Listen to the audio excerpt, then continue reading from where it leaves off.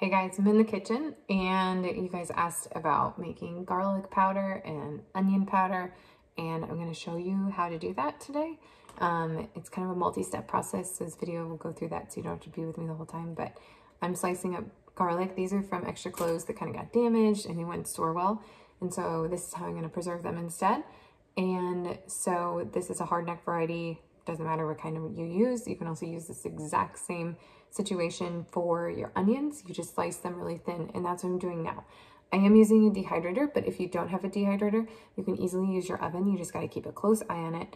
And I have all the temperatures and everything down below so that you know exactly how to use your dehydrator or your oven, and then you can make this work. So first of all, I just have these. I'm going to show you guys in a single layer. So you want these kind of just single layered out. So some of the cloves were thin enough that I felt like I could do that. And you kind of just want as much consistency as possible. It kind of can be hard, easier with onions than with garlic cloves, but that's all you have to do so far. So I'm going to finish that up, and then I will show you the finished product after it comes out of the dehydrator, and then I'll show you how I process it and store it, okay?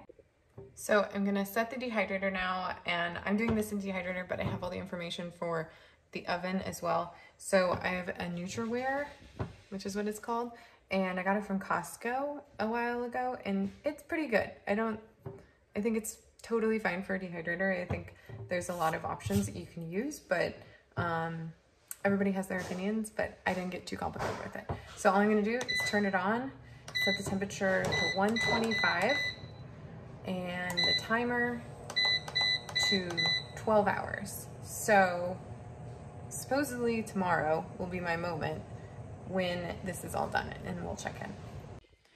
Okay, the garlic is finally dry. It took a few days, and I think that that's totally fine.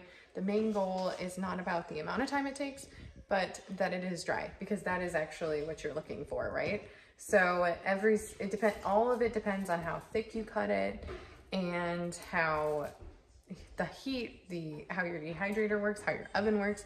I think if you did it in an oven, I haven't done it in an oven, it would be much faster, but this is all good. And what you're looking for is basically for this to crack. So, because what we're gonna do is I'm gonna toss it into a food processor, and then I am gonna take the powder and pour it into a airtight bottle, and then we're good. We're ready to cook with it, just like you would normal garlic powder. I'll show you that next.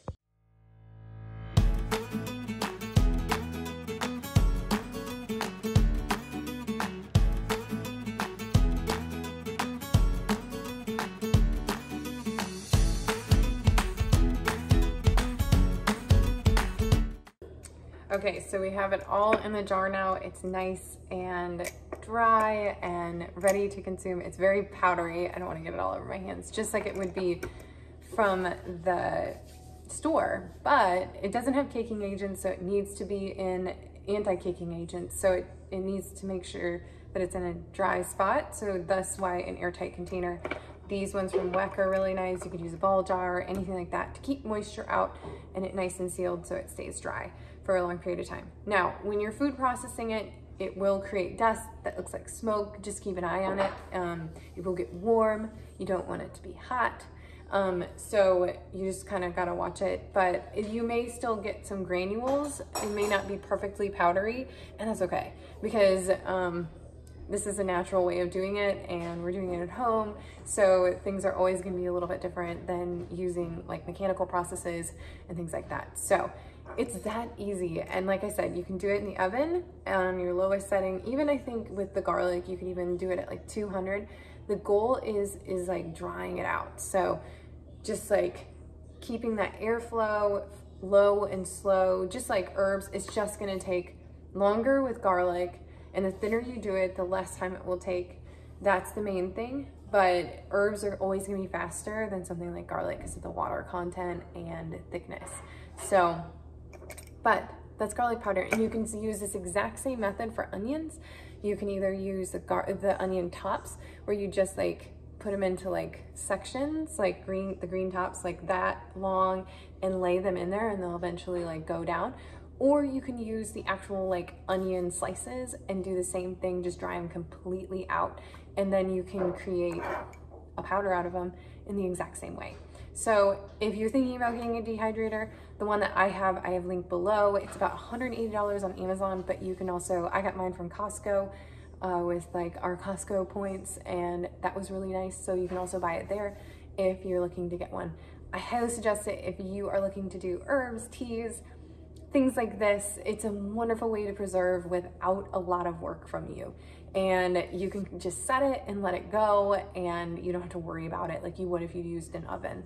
So it's definitely worth it. And I bought one and then didn't use it for a long time, and I really wish I had started using it a lot sooner. So I highly suggest it. So if you have any questions, leave them below and I am happy to answer them for you as always. So everything else is below, and you guys are getting this first. It will eventually be a blog post, but today it is just for you guys. So enjoy.